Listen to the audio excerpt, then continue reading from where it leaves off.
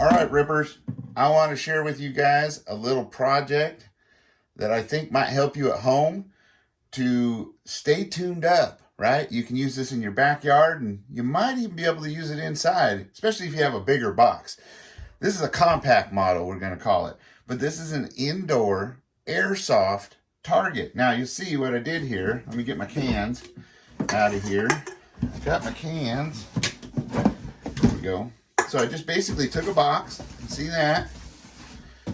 And then I took another junk box and cut a, see that? That's a smooth, that's just say about a 6-inch flat piece that goes all the way through, and I reinforced it with some tape here, you see?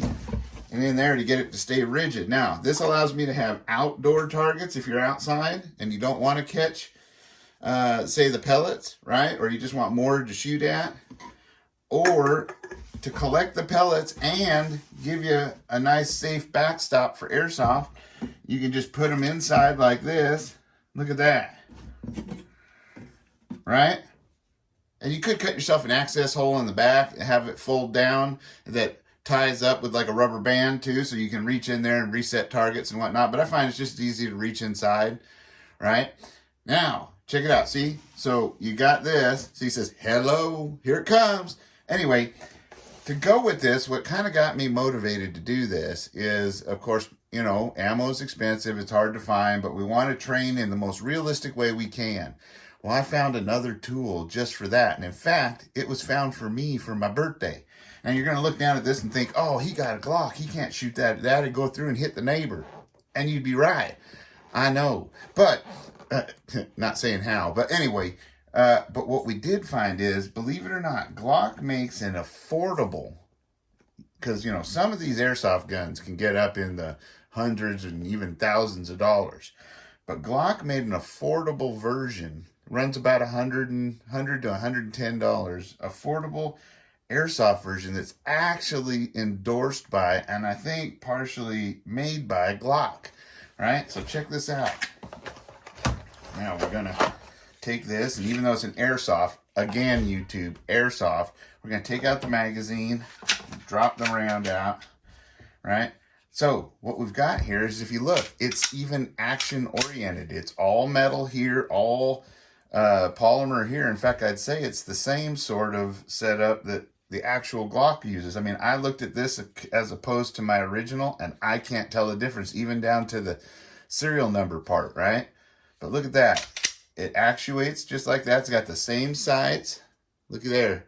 Same sights, right? It's just orange on the tip. Now, this here is rated for, it uses the 12-gram CO2 cartridges. It's a blowback design, has 17 rounds in the magazine, just like original Glock 17.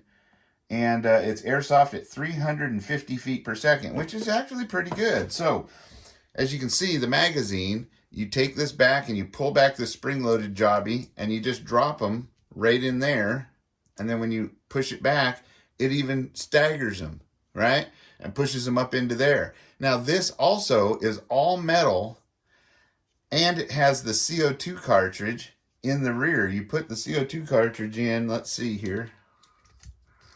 If I can get this here. Okay, here we go. Look at there.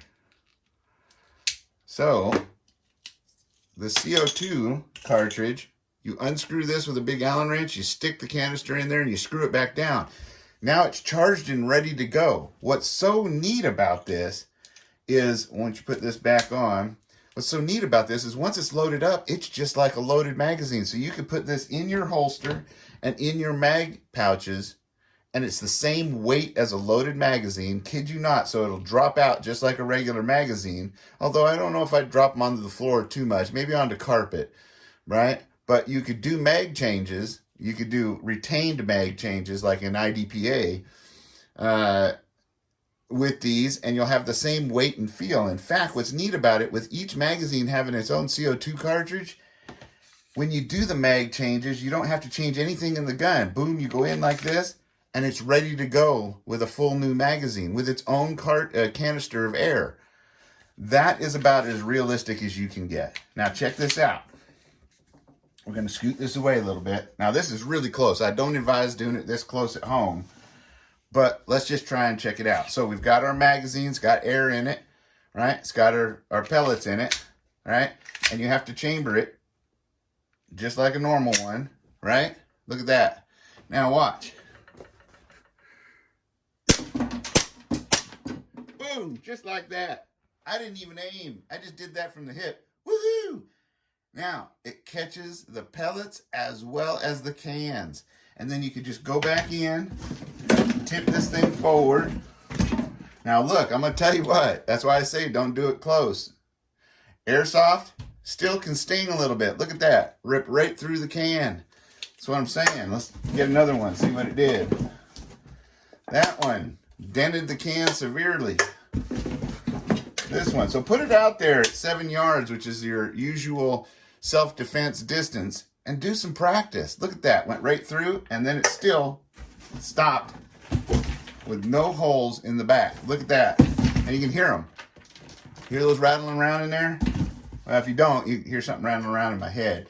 But there we go. Just like that. Bang, bang, boom. Right? And here we go. One more time. Woo! Look at that. That's awesome. That's how to practice on the cheap. This is well worth it. It's as real as it gets. Until next time, stay safe, stay secure, always be aware of your surroundings, and be getting prepared and ready for anything that may come your way. You guys all know I love you. I hope you're doing well. Adios.